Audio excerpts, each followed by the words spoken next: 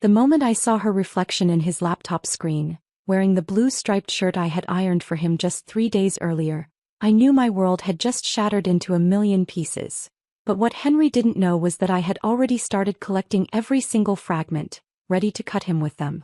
My hands trembled as I stared at the screen, watching this stranger move casually through what looked like a hotel room, her dark hair cascading over the collar of my husband's shirt. The shirt I had bought him for our anniversary. The shirt that still carried the scent of my perfume from when I hugged him goodbye at the airport. "Barbara, are you listening?" Henry's voice cut through my shock, his face filling the laptop screen with that practiced smile I now realized I hadn't seen genuinely in months. Behind him, the woman, young, beautiful, completely at ease, disappeared into what I assumed was a bathroom. "I'm listening," I whispered, my voice steady despite the hurricane building in my chest. 23 years of marriage. 23 years of believing in us, in him, in the life we'd built together. All of it crumbling in the space of 30 seconds. "The conference is running late tonight, so I might not be able to call tomorrow," he continued, adjusting his position slightly. I caught a glimpse of rumpled sheets in the background, a second wine glass on the nightstand. The evidence was everywhere, and he didn't even have the decency to hide it properly. That's when I made the decision that would change everything. I wouldn't scream. I wouldn't cry. I wouldn't beg for explanations or throw myself at his mercy like some broken, desperate wife. No. I was going to do something else entirely. Something that would make him understand exactly what it felt like to have your entire existence ripped away without warning. "Have a good night, honey," I said, my voice sweet as poisoned honey. "I love you. Love you too, Barb. See you when I get back." The screen went black, and in the reflection of the laptop, I saw a woman I barely recognized. Her eyes were cold, calculating, and for the first time in 23 years, completely free. Henry had no idea that the woman he'd just lied to had spent the last 15 years as a forensic accountant, specializing in uncovering financial fraud. He had no idea that she had access to every single one of their accounts, every investment, every hidden asset he thought he'd been so clever about. And he certainly had no idea that she had been quietly documenting his suspicious behavior for the past 6 months, following her instincts even when she tried to convince herself she was being paranoid. As I closed the laptop, I felt something I hadn't felt in years. Purpose. Cold, calculating purpose. Henry wanted to play games? Fine. But he was about to learn that he'd been playing with the wrong woman all along. Before we continue, please write in the comment which country you are watching this video. We love knowing where our global family is tuning in from. And if this is your first time on this channel, please subscribe. Your support helps us bring even more epic revenge tales of life. Enjoy listening. 3 days earlier I had been the perfect wife. The kind of woman who woke up at 5 a.m. to make sure Henry's coffee was ready exactly how he liked it. 2 sugars, splash of cream, served in the navy mug his mother had given us for our first Christmas. I had pressed his shirts with military precision, packed his suitcase with the meticulous care of someone who genuinely believed her husband deserved the very best. "You sure you have everything?" I had asked, running my fingers along the zipper of his leather garment bag. The same bag I had bought him when he got promoted to senior partner at his law firm. Back when I thought his success was our success. "You worry too much, Barb," he had said, kissing my forehead in that distracted way that had become his default over the past year. "It's just Chicago. 3 days in and out." I had helped him load his car, waved from our front porch as he backed out of our circular driveway, and spent the rest of that Tuesday cleaning our house from top to bottom. Because that's what I did. That's who I was. The wife who kept everything perfect, everything in its place, everything exactly as it should be. Our home on Thornton Drive was a testament to our success. Or what I had thought was our success. 4 bedrooms, 3.5 baths, a kitchen that had been featured in Better Homes and Gardens 2 years ago. I had chosen every paint color, every piece of furniture, every carefully placed accent piece. It was my sanctuary, my pride and joy. But as I walked through those perfectly appointed rooms now 24 hours after my world had collapsed, they felt like a museum. A beautiful, empty museum dedicated to a life that had apparently been a complete lie. I stood in our bedroom, Henry's and mine, staring at the California king bed with its crisp white linens and carefully arranged throw pillows. How many nights had he lain next to me planning his escapes? How many mornings had he kissed me goodbye while already thinking about her? The woman in his shirt. Young, probably late 20s, with the kind of effortless beauty that doesn't need makeup or fancy clothes to turn heads. Everything I had been once, before 23 years of marriage, had settled into my hips and carved lines around my eyes. But as I caught my reflection in our bedroom mirror, I realized something that surprised me. I wasn't broken. I wasn't the shattered, pathetic creature I had expected to become. Instead, I looked focused, determined, like a woman who had just been handed the keys to her own prison and was finally ready to walk free. That's when I heard my phone buzz with a text message. "Missing you already. Can't wait to get home and show you how much. Your loving husband." I stared at the message for a long moment, then typed back, "Missing you too. The house feels so empty without you. Hurry home." The lie came so easily it shocked me. But then again, if Henry could lie for months, maybe years, then I could certainly manage a few text messages. I had work to do. My office was located in the converted third bedroom, overlooking our carefully manicured backyard. For 15 years I had built my reputation on being thorough, methodical, and absolutely relentless when it came to following paper trails. I had helped attorneys uncover millions in hidden assets, tracked down fraudulent transactions that spanned multiple countries, and built cases that put white-collar criminals behind bars. But I had never investigated my own husband. I started with the obvious: our joint accounts, credit card statements, phone records. Henry was smart, but he wasn't smart enough to hide everything from someone who did this for a living. Within 2 hours I had constructed a timeline that made my stomach turn. The business trips had started 18 months ago. Sudden overnight conferences, last-minute client meetings in cities I had never heard him mention before. Always paid for by the firm, always with perfectly reasonable explanations. But when I cross-referenced his credit card charges with his supposed itineraries, the picture became crystal clear. Expensive dinners for two in cities where he claimed to be in meetings all day. Hotel room service charges that were triple what one person would order. Purchases at women's clothing stores, jewelry boutiques, lingerie shops. All of it carefully spaced out, never quite enough to raise suspicions individually, but together forming an undeniable pattern. Then I found the burner phone. It was hidden in his office closet, tucked inside an old briefcase he never used anymore. A cheap flip phone with a single number programmed into it, labeled simply as BD. I photographed everything. The phone, the purchase receipt I found crumpled in his desk drawer, the call log showing dozens of conversations over the past 8 months. Then I put everything back exactly as I had found it and went to make myself a cup of tea. My hands weren't shaking anymore.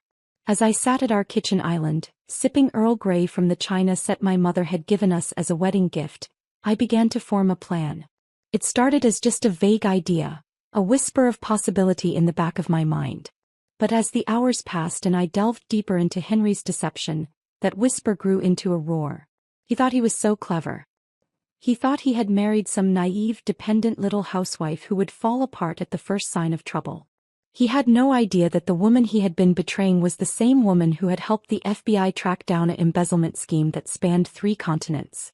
He didn't know that she had once spent 6 months painstakingly reconstructing financial records that had been deliberately destroyed, or that she had a network of contacts in banking, investigation, and law enforcement who owed her significant favors. Most importantly, he had no idea that everything he owned, our house, our investments, our carefully accumulated wealth, was about to become a weapon in his own destruction. By the time Thursday evening rolled around, I had enough evidence to bury Henry in any divorce court in the country. But as I stared at the mountain of documents spread across my desk, I realized that wasn't enough. Not nearly enough. A divorce would give me half of everything, sure.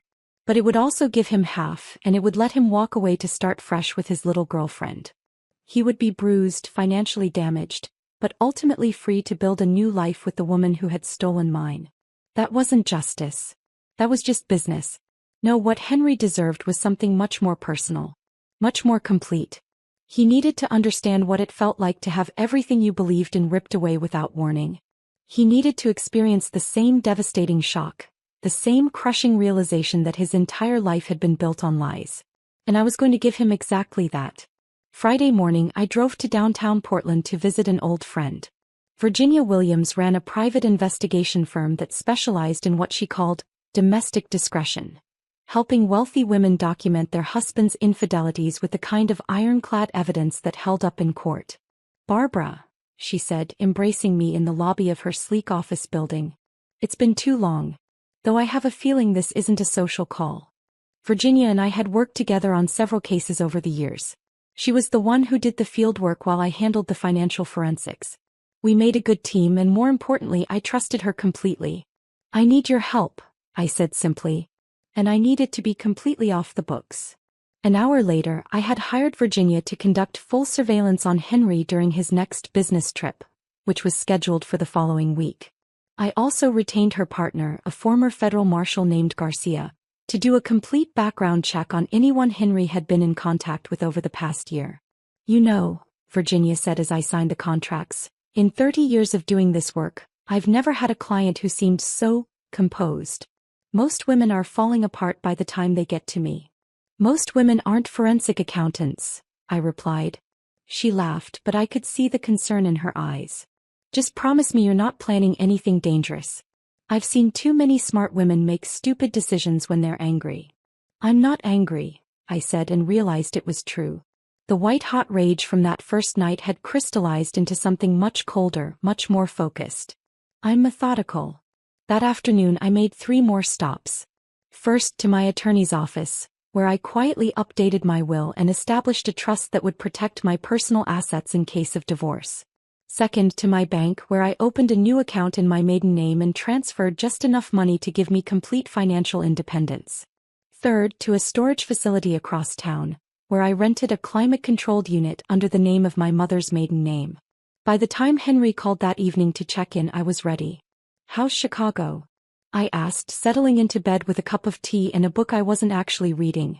"Boring as hell," he said, and I could hear the practiced exhaustion in his voice. "The client is being difficult, and these depositions are running way longer than expected. I might have to stay an extra day." "That's fine, honey," I said. "Take all the time you need. I'm just here missing you. I miss you too, Barb. More than you know." The conviction in his voice was almost impressive. If I hadn't known better, I would have believed every word. "Henry," I said just before he hung up. "Yeah. I love you. No matter what happens, I want you to know that everything I do because I love you." There was a pause. That's sweet, Barb. I love you too." After he hung up, I sat in our bed for a long time, staring at the framed photographs on my nightstand. Our wedding day. I was 25, radiant in my grandmother's lace dress, absolutely certain that Henry and I would grow old together. Our 5th anniversary trip to Italy, both of us tan and laughing in front of the Colosseum. The photo from last Christmas taken just 8 months ago, where we looked like the perfect couple living the perfect life. In every single picture my smile was genuine. In every single picture I looked like a woman who was completely, utterly in love with her husband. Looking at those photos now, I felt something that surprised me. Not sadness, not anger, but a strange kind of gratitude. Because that woman, the trusting, naive woman who had believed in fairy tales and happy endings, was gone now. And in her place was someone much stronger, much smarter, and infinitely more dangerous. Henry had created his own worst enemy, and he didn't even know it yet. Saturday morning brought the first piece of truly devastating news. Garcia called me at 7 a.m. with his preliminary findings. "Her name is Beverly Donovan," he said without preamble.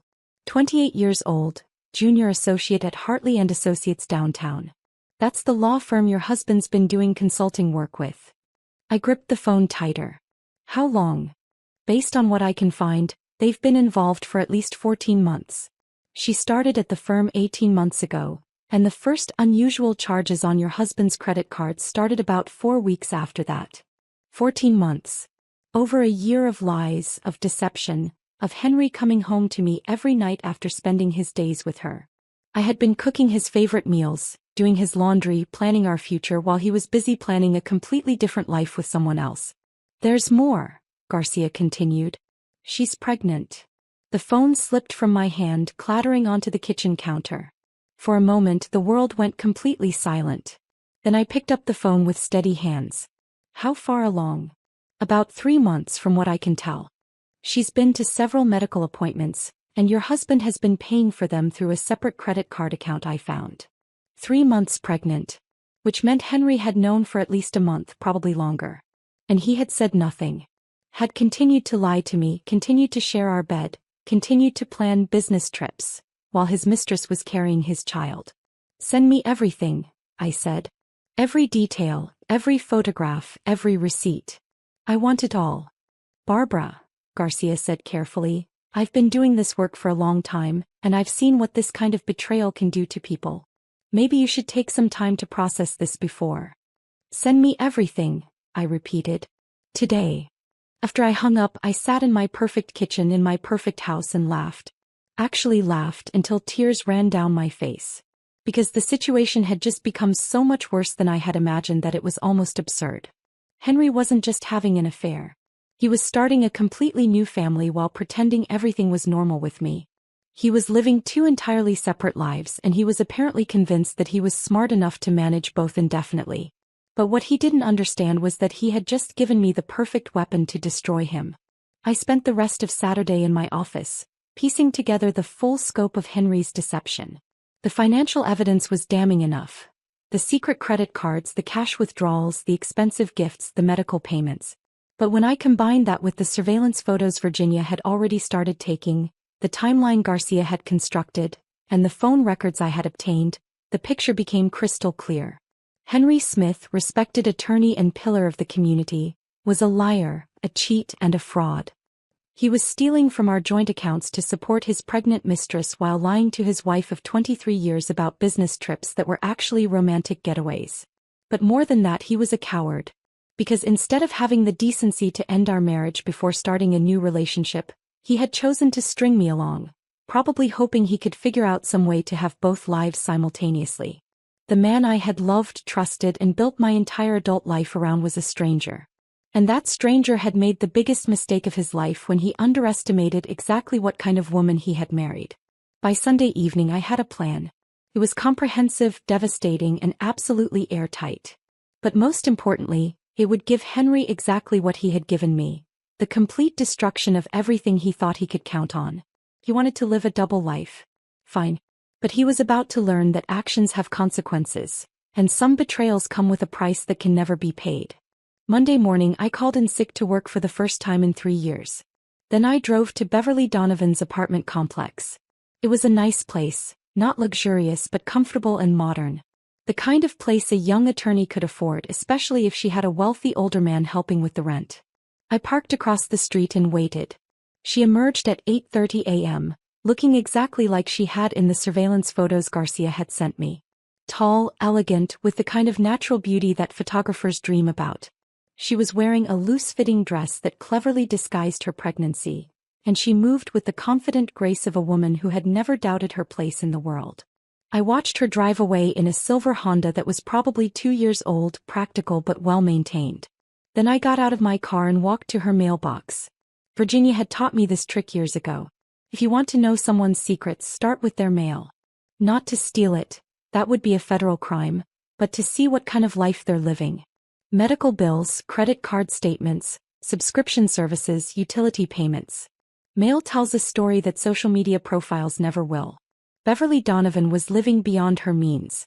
That much was clear from the pile of credit card statements and past due notices visible through the slots in her mailbox. She was also receiving mail from a fertility clinic downtown, confirming what Garcia had already discovered. But the piece that caught my attention was a letter from a high-end real estate agency. The kind of place that handled million-dollar properties, not apartments for junior associates. She was house hunting. With my husband's money, no doubt. I drove home and called Virginia. "I need you to find out everything you can about Beverly Donovan's future plans," I said. "Real estate searches, job applications, any major purchases she might be considering. I think Henry is planning to leave me, and I want to know exactly what kind of life he thinks he's going to have." "Barbara," Virginia said carefully, "what are you planning to do with all this information?" "I'm going to make sure that the life he thinks he's building with her becomes impossible," I said. Completely, utterly impossible. That afternoon I made a series of phone calls that would have surprised Henry if he had known about them.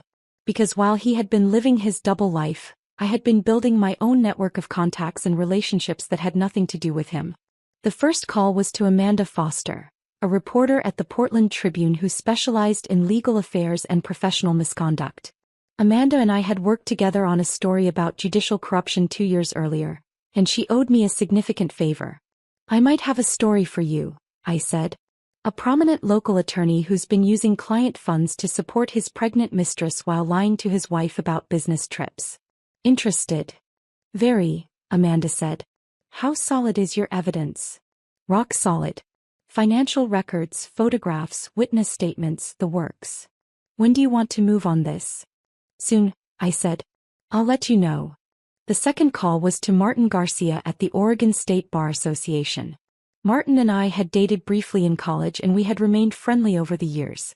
He was now in charge of investigating ethical violations by practicing attorneys. Barbara, good to hear from you, Martin said. What can I do for you? I need to report a potential ethics violation, I said. An attorney who may be misusing client funds for personal expenses. How would I go about filing a formal complaint? Depends on the nature of the violation. Why don't you send me what you have and I'll take a look? I'll get that to you this week, I said. The third call was the most important. I dialed the main number for Hartley and Associates and asked to speak with the managing partner. This is Barbara Smith, I said when Jonathan Hartley came on the line. My husband Henry has been doing consulting work with your firm. I was hoping we could meet to discuss some concerns I have about potential conflicts of interest. There was a long pause. Mrs. Smith, I'm not sure what you mean by conflicts of interest. I think it would be better if we discuss this in person, I said. Are you available tomorrow afternoon? Another pause, longer this time. I can see you at 3 o'clock. Perfect. That evening Henry called as usual. How was your day, sweetheart? He asked, and I could hear traffic in the background. He was probably driving home from Beverly's apartment. Quiet, I said. I've been thinking about us a lot lately. About our future. Our future. I know we've talked about this before, but I've been wondering if maybe it's time for us to think about having children. I know we're not young anymore, but with modern medicine. The silence on the other end of the line was deafening. Barb, he finally said, we've been through this. We decided years ago that we were happy just being us. I know what we decided, I said. But people change. Priorities change. I've been feeling lately like something is missing from our life. Let's talk about this when I get home, okay? This isn't really a phone conversation. Of course, I said. When do you think you'll be back? Tomorrow night, probably around 8. I'll make your favorite dinner, I said. We can talk about everything then. After I hung up, I sat in the growing darkness of our living room and allowed myself one moment of genuine sadness. Not for the loss of my marriage, that had been dead for over a year, I now realized, but for the woman I used to be. The woman who had wanted children with this man, who had trusted him with her heart, her future, her entire life. That woman deserved to be mourned. But she also deserved to be avenged. And tomorrow the process would begin. Tuesday at 3 p.m., I walked into the offices of Hartley and Associates wearing my best navy suit and carrying a leather briefcase that contained copies of every piece of evidence I had gathered. The reception area was all glass and chrome, designed to impress clients with the firm's success and sophistication. Jonathan Hartley met me personally, which told me everything I needed to know about how seriously he was taking this meeting. He was a distinguished man in his early 60s. With silver hair and the kind of expensive suit that spoke of decades of success in corporate law. Mrs. Smith, he said, extending his hand. Thank you for coming in. Why don't we talk in my office? His office was exactly what I had expected. Floor-to-ceiling windows overlooking the city, shelves lined with legal texts and awards, a massive desk that had probably cost more than most people's cars. He gestured for me to sit in one of the leather chairs facing his desk, then took his own seat and folded his hands. Now then, he said, what can I do for you? I opened my briefcase and placed a single photograph on his desk. It showed Henry and Beverly coming out of a hotel in Seattle, his arm around her waist, both of them laughing. The timestamp showed it was taken during one of his supposed business trips. Jonathan Hartley's face went very pale. Mr. Hartley, I said, I'm here because I believe your firm has been inadvertently facilitating an unethical relationship between my husband and one of your employees. I'm hoping we can resolve this matter quietly, without involving the State Bar Association or the press. He stared at the photograph for a long moment, then looked up at me. Mrs. Smith, I want you to know that this firm has strict policies about relationships between consultants and employees.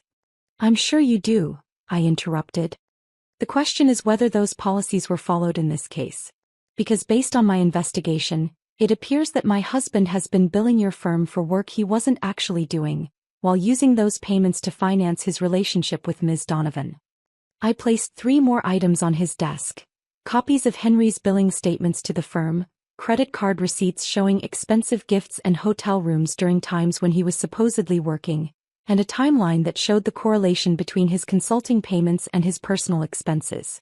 This is extremely serious, Hartley said, studying the documents. If what you're suggesting is true. It's not a suggestion, I said. It's fact. The question is what you intend to do about it.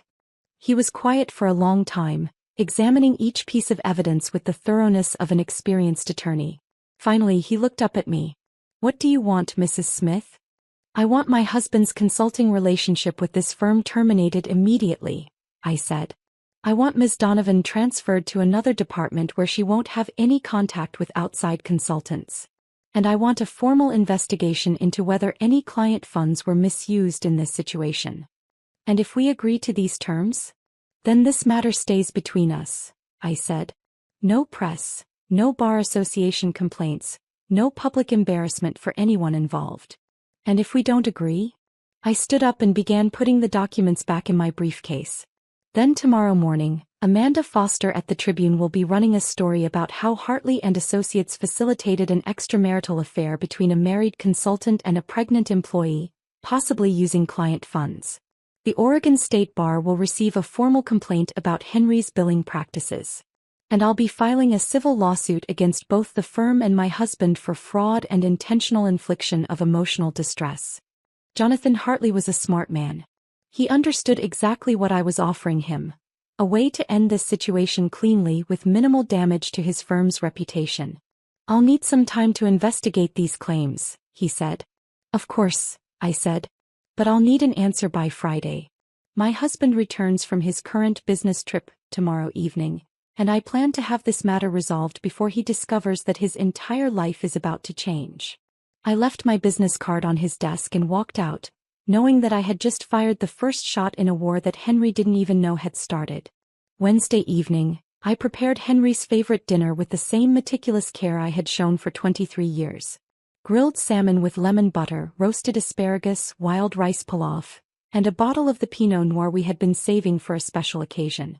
The table was set with our wedding china, candles flickered in our crystal holders, and soft jazz played from the sound system Henry had installed last year. To any observer, it would have looked like a romantic dinner for a couple celebrating their reunion after a business trip. But I wasn't celebrating. I was conducting a funeral for my marriage and I wanted it to be perfect. Henry arrived at 7:45 p.m., 15 minutes earlier than he had promised.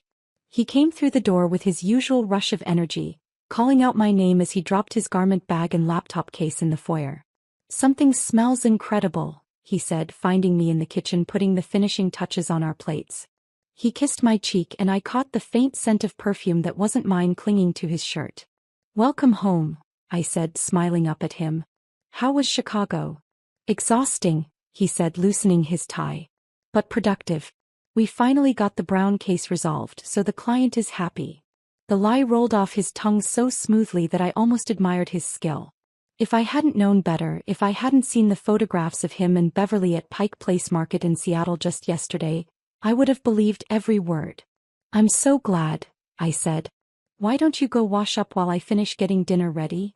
20 minutes later we were seated across from each other at our dining room table, the soft candlelight casting shadows across his face as he told me elaborate stories about meetings that had never happened and clients he had never met. So, he said, cutting into his salmon, you mentioned something on the phone about children.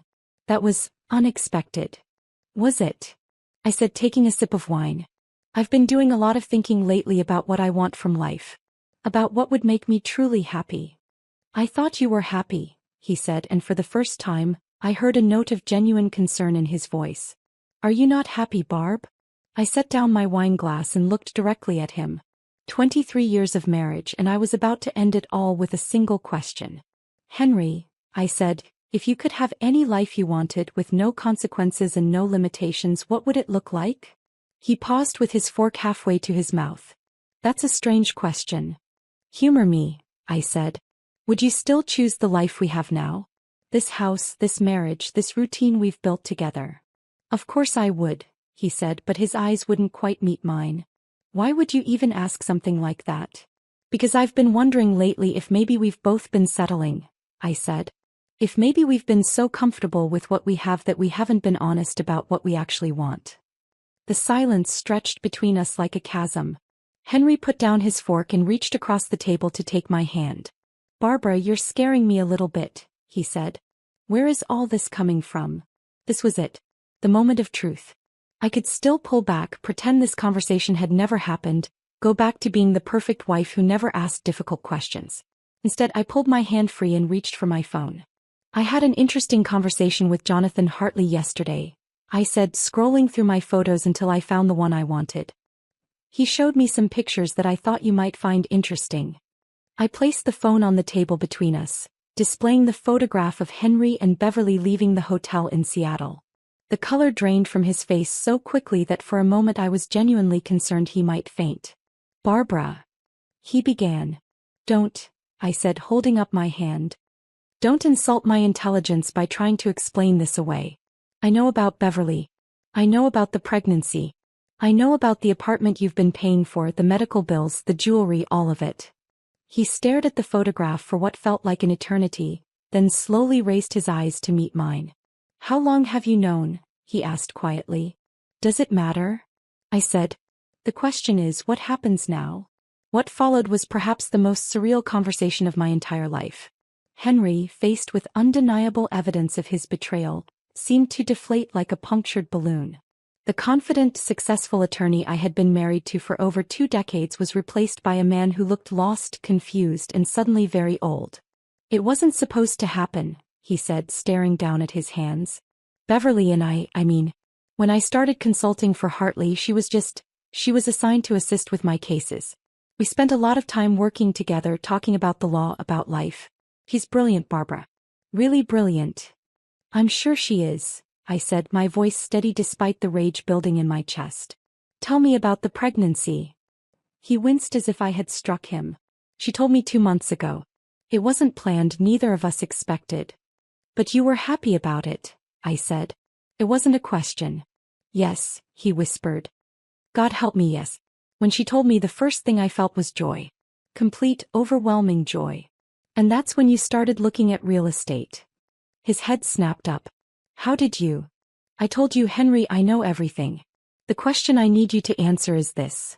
Were you ever planning to tell me? Or were you just going to keep living this double life indefinitely? For a long time he didn't answer. The candles continued to flicker, the jazz continued to play, and the dinner I had spent hours preparing grew cold on our plates.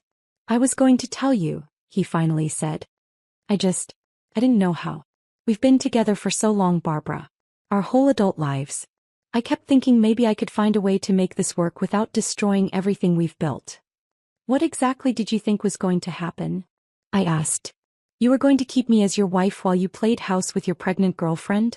You were going to split your time between 2 families and somehow convince yourself that was fair to anyone involved. I don't know, he said, and for the first time his voice broke. I don't know what I was thinking. I just knew that I loved her and I loved the idea of having a child with her, but I also couldn't bear the thought of losing you completely.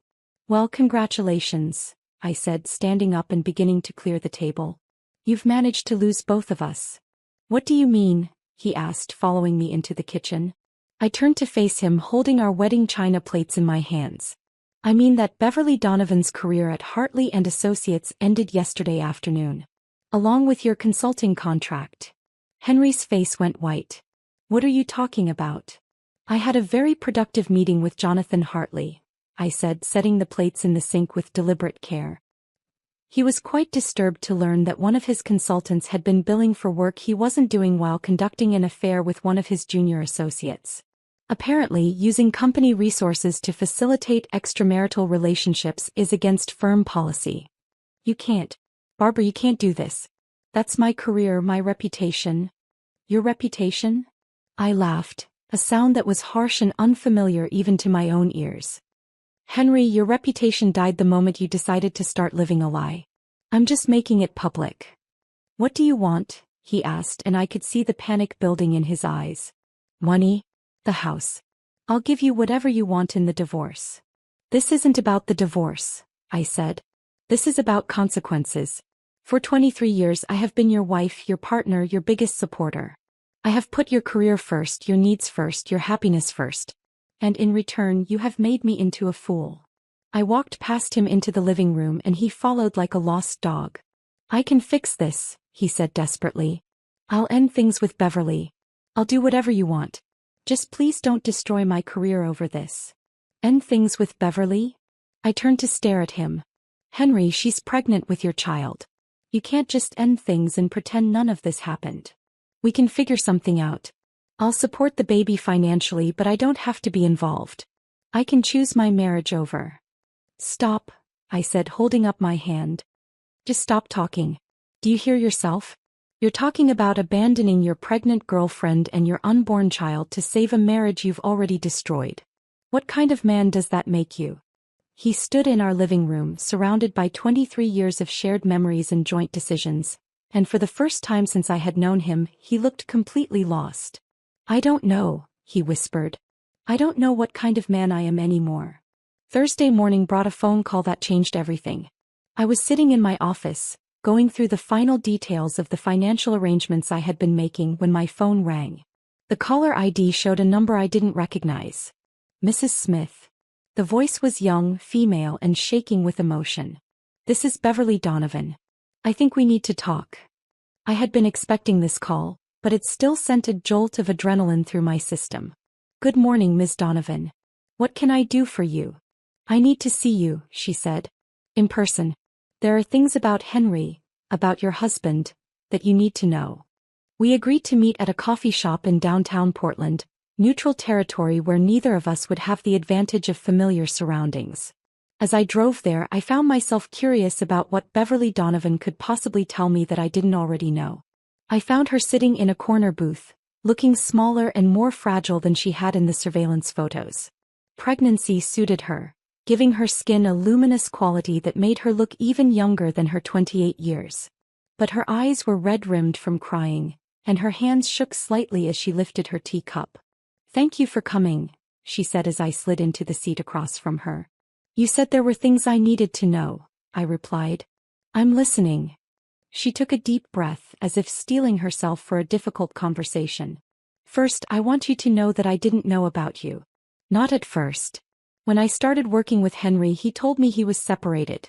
He said you were living separate lives but hadn't filed for divorce yet because of financial complications. And you believed him. I wanted to believe him, she said. He was everything I thought I wanted in a man. Successful, sophisticated, charming. When he told me he loved me, when he started talking about a future together, I thought I had found my happy ending. When did you find out the truth?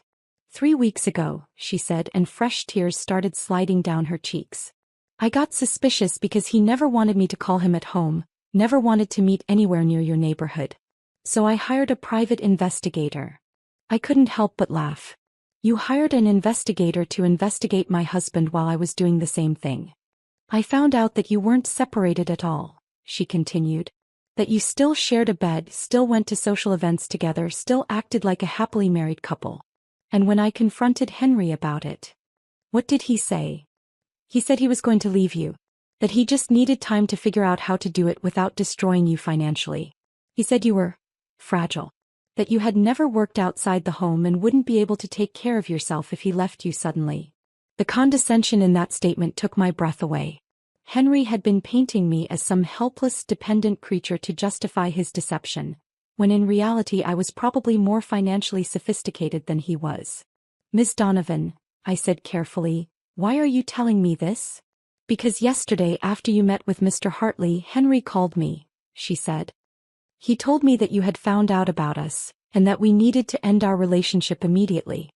He said he was going to choose his marriage over me and the baby. And how did you feel about that? Betrayed, she said simply. Completely and utterly betrayed. I realized that I had been just as much of a fool as you were. Henry never intended to leave you for me. I was just convenient.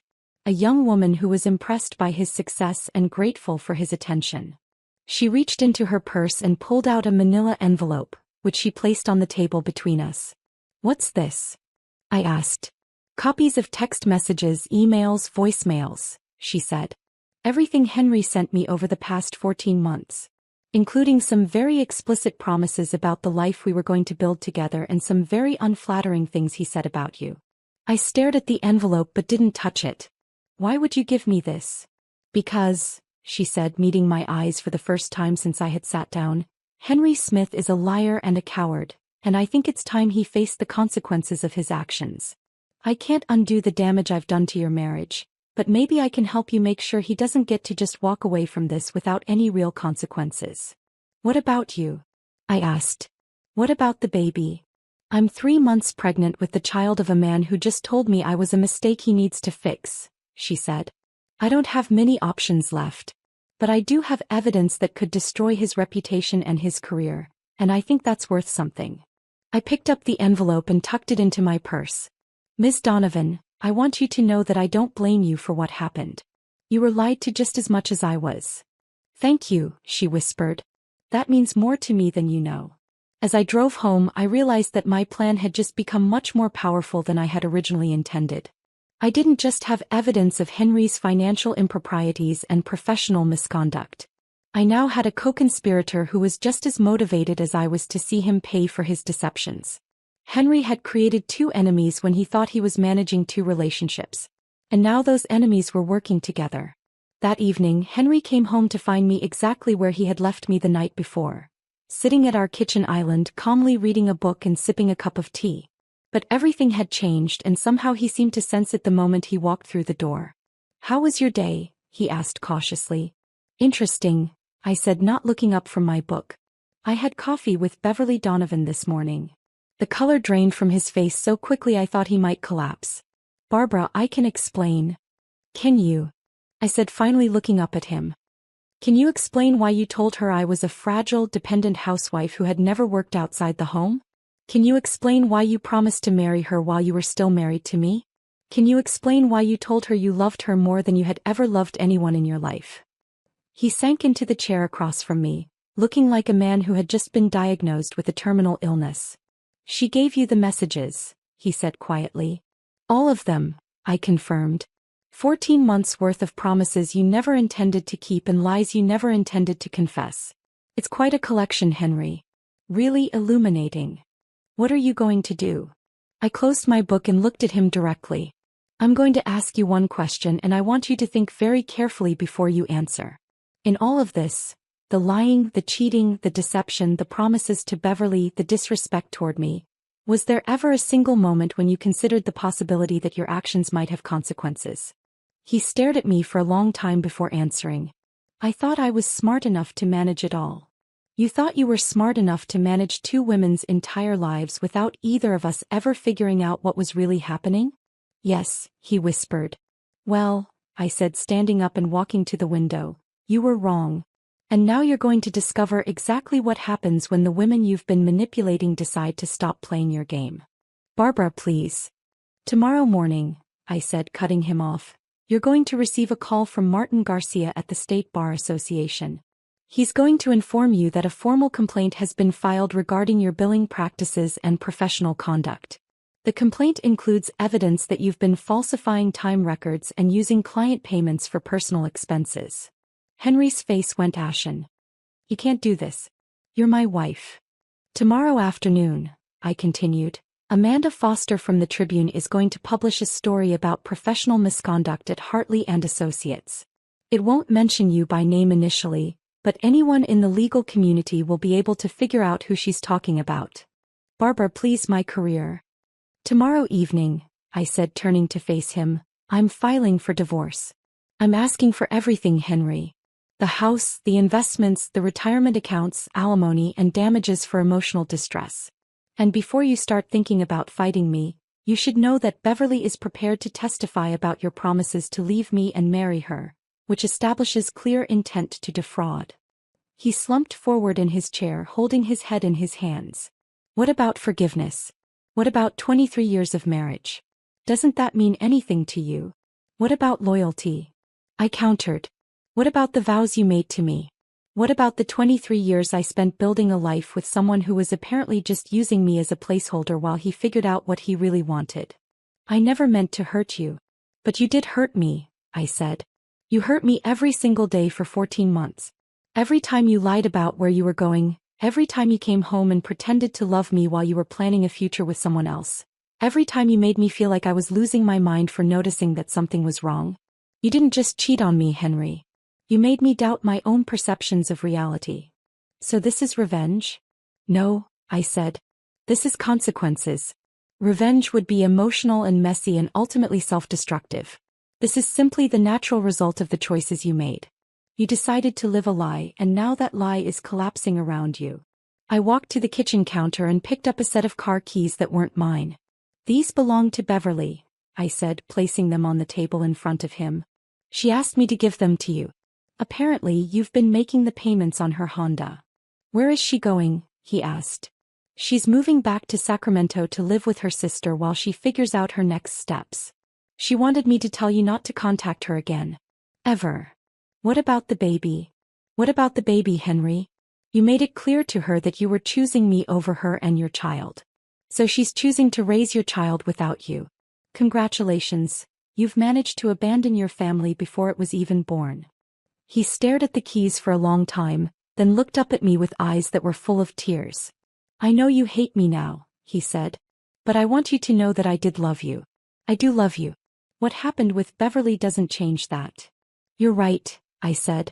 It doesn't change it. It reveals it. Because love isn't just a feeling, Henry. It's a choice you make every single day. It's choosing to be honest even when the truth is difficult. It's choosing to be faithful even when temptation presents itself. It's choosing to protect the person you've committed your life to even when it means sacrificing something you want. I walked to the doorway, then turned back to look at him one more time. For 14 months, you chose Beverly over me every single day.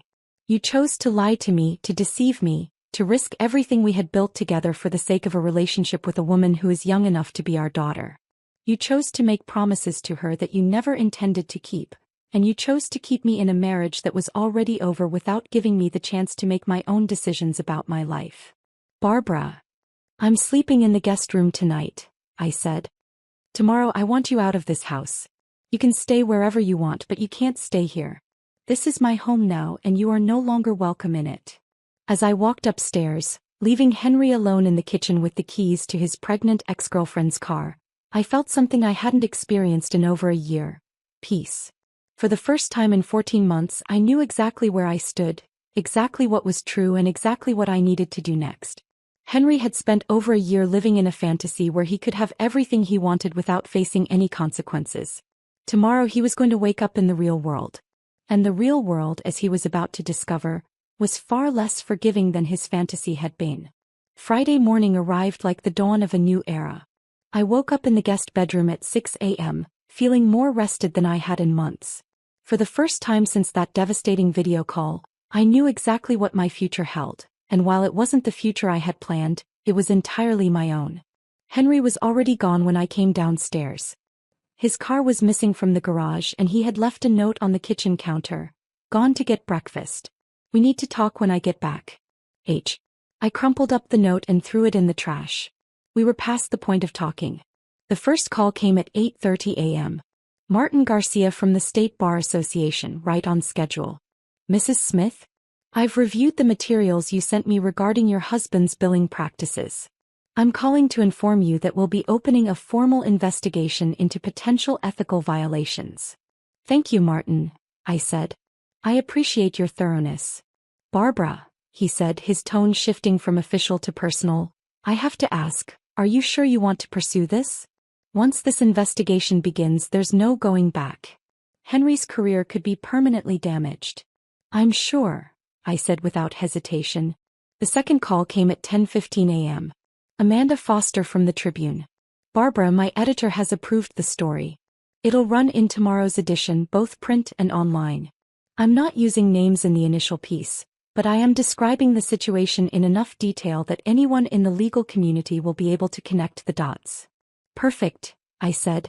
There's something else, Amanda continued.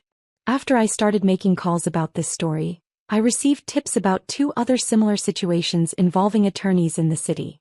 Apparently, your husband's behavior isn't as unique as we thought. That information hit me like a physical blow. Are you saying this has happened before? I'm saying that the legal community is smaller than you might think, and when one person behaves unethically, others usually know about it. The fact that multiple sources came forward after just a few preliminary inquiries suggests that Henry's reputation might not be as solid as you believed. After I hung up, I sat in my kitchen and tried to process this new revelation. Had Henry cheated before? Had there been other women, other lies, other betrayals that I had been too trusting to see? It didn't matter now. Whatever he had done in the past, whatever pattern of behavior this represented, it was ending today. At 11:30 a.m. my phone rang again. This time the caller ID showed Henry's number. "Barbara, we need to talk," he said without preamble. "Garcia from the state bar called me. How could you do this? How could you file a complaint against me?" "The same way you could lie to me for 14 months, I replied. "Easily. This will destroy my career. Is that really what you want? To take away everything I've worked for my entire adult life?" "Henry," I said, "you took away everything I worked for my entire adult life when you decided to start a secret relationship with another woman. The only difference is that I built my life around loving you, while you built your career around lying to clients. At least my loss is honest." "I can fix this," he said desperately. "I can make this right. Please just call off the investigation. We can work through this together." "There is no together anymore," I said. "You made sure of that when you chose Beverly over me every single day for over a year." "I never chose her over you." "Really?" I said. "Then why did you promise to marry her? Why did you tell her you loved her more than you'd ever loved anyone? Why did you start shopping for houses with her while you were still sharing a bed with me?" Silence. "Henry," I said, "in a few hours you're going to receive divorce papers. I suggest you hire a very good attorney because I intend to fight for everything. And given what I know about your financial improprieties and professional misconduct, I think I'm going to win." I hung up before he could respond. The third call of the day came at 2 p.m. Jonathan Hartley from the law firm. "Mrs. Smith, I wanted to inform you personally that we've completed our internal investigation into the matter we discussed. Henry's consulting contract has been terminated, and Ms. Donovan has been placed on administrative leave pending our review of her involvement in the situation. Thank you for letting me know." "There's something else," he said. "During our investigation, we discovered some irregularities in Henry's billing that go back several years. We'll be conducting a full audit of all his work with the firm." "Several years?" I repeated. "I'm afraid so. It appears that the situation with Ms. Donovan may have been just the most recent in a pattern of questionable behavior." After that call, I poured myself a glass of wine and sat on our back patio, looking out over the garden I had spent years cultivating. Every flower, every tree, every carefully planned landscape feature represented hours of my time, my creativity, my love for the home Henry and I had built together. Now it was just my home. And for the first time since this nightmare had begun, that felt like a relief rather than a loss. At 4 p.m. Henry's car pulled into our driveway. I watched through the window as he sat behind the wheel for several minutes, as if gathering the courage to come inside. When he finally walked through the front door, he looked like a man who had aged 10 years in a single day. "The divorce papers," he said, holding up a thick manila envelope. "I can't believe you actually did it. What did you expect?" I asked. "I expected the woman I married," he said. "The woman who loved me enough to work through problems instead of destroying me the first chance she got." I stared at him in amazement. "Henry, you didn't give me problems to work through. You gave me lies to uncover. You didn't give me a marriage to save. You gave me a deception to expose. I made mistakes." "You made choices," I corrected. "Deliberate, calculated choices to betray me, to deceive me, to build a life with another woman while pretending you were committed to me. Those weren't mistakes. They were decisions." He sank into our living room couch, still holding the divorce papers. "What happens now?" "Now you face the consequences of your decisions," I said. "You find a place to live, you hire an attorney, you figure out how to rebuild your career from the ruins of your reputation. You become a father to the child you abandoned or you don't. But either way you do it without me. Barbara, he said, and his voice was thick with tears, I know I don't deserve your forgiveness. But is there any possibility that someday we might be able to be friends? That we might be able to salvage something from 23 years together? I considered his question seriously, looking at this man who had shared my bed, my dreams, my entire adult life. The man who had held me when my mother died, who had celebrated with me when I landed my first big client, who had danced with me at our friends' anniversary parties and talked about growing old together. That man had been real at least for a while. But he had been replaced by someone I didn't recognize, someone who was capable of breathtaking selfishness and casual cruelty. I don't know, I said honestly. Maybe someday when the hurt isn't so fresh and the betrayal isn't so raw, we might be able to have a civil conversation. But friends?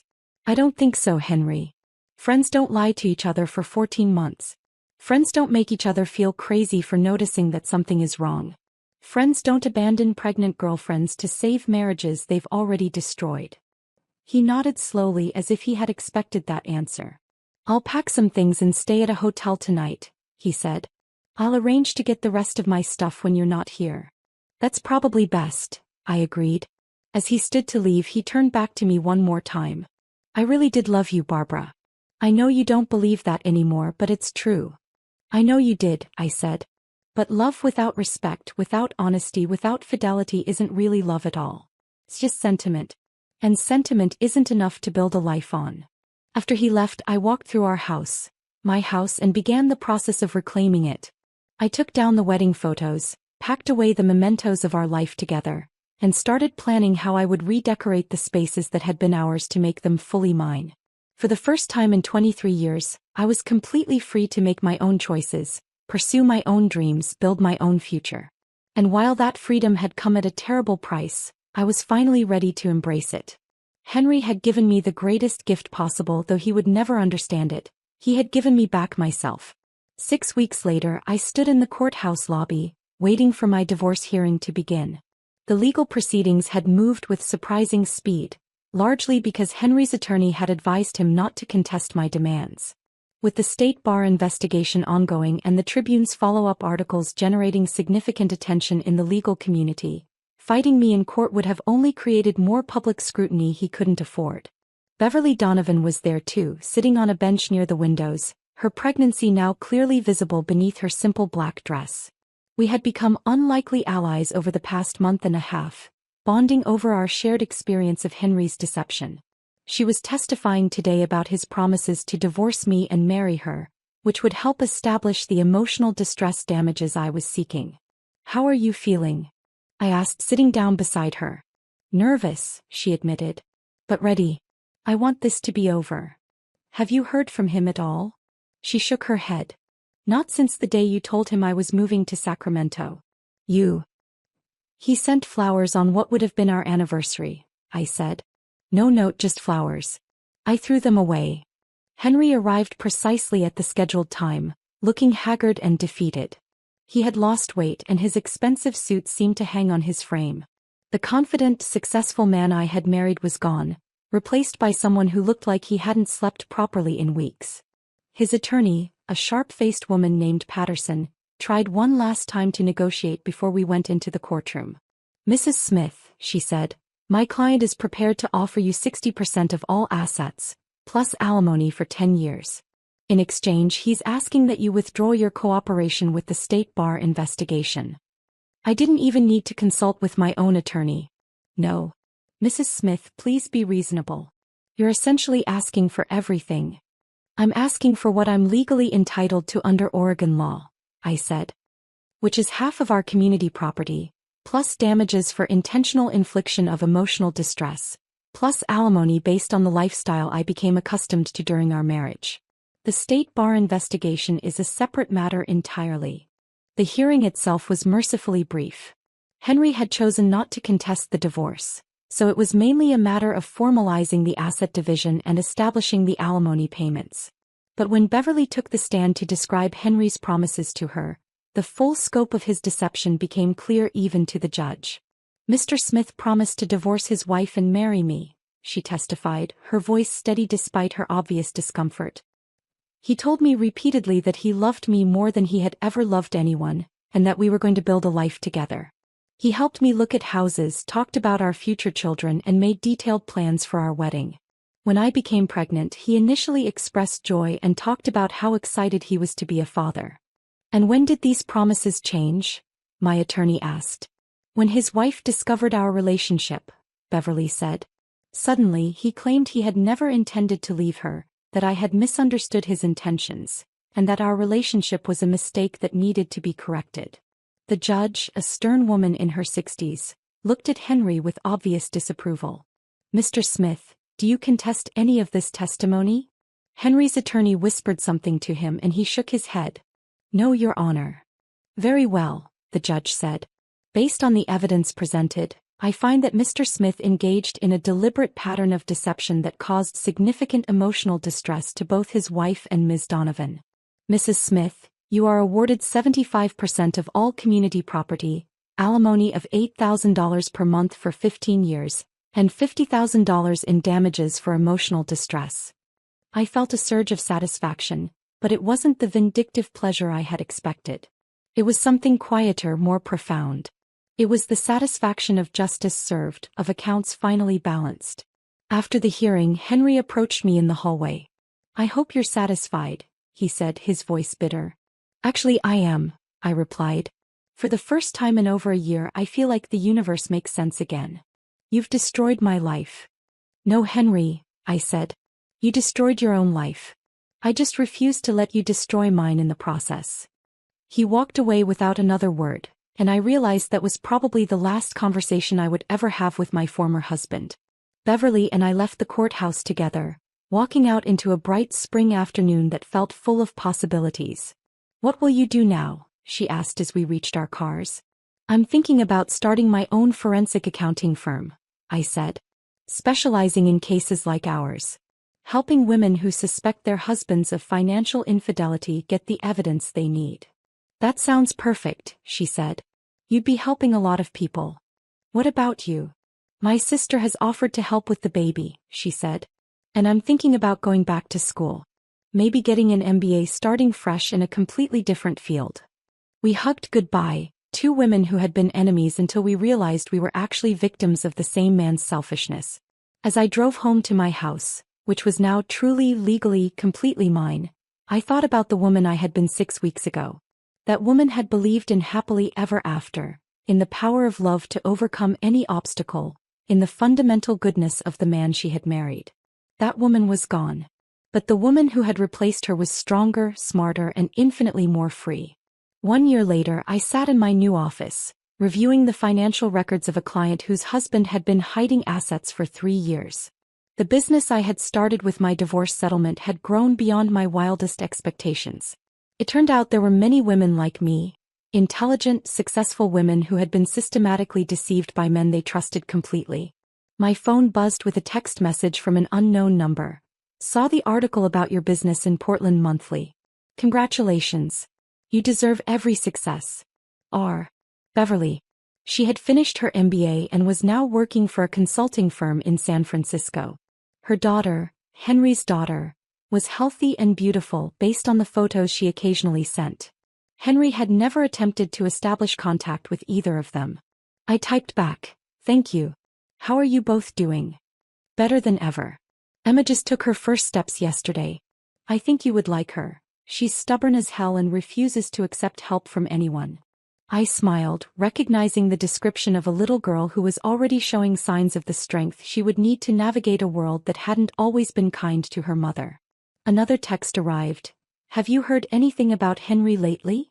I had, actually. Through the professional grapevine, I knew that the state bar had suspended his license for 2 years. The Tribune's investigation had uncovered a pattern of billing irregularities going back nearly a decade, and several other women had come forward with stories of inappropriate relationships. Henry was now working as a paralegal for a small firm in Vancouver, Washington, trying to rebuild his reputation one case at a time. "He's alive," I texted back. "That's about all I know." "That's more than I need to know," came her reply. "I hope he's learned something from all this." I doubted it. Men like Henry rarely learned from their mistakes because they rarely accepted responsibility for them.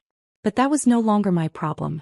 As the afternoon sun streamed through my office windows, I allowed myself a moment to reflect on the journey that had brought me here. A year ago, I had been a betrayed wife living in the ruins of a shattered marriage. Today, I was a successful business owner helping other women navigate their own devastating discoveries, building something meaningful from the ashes of my old life.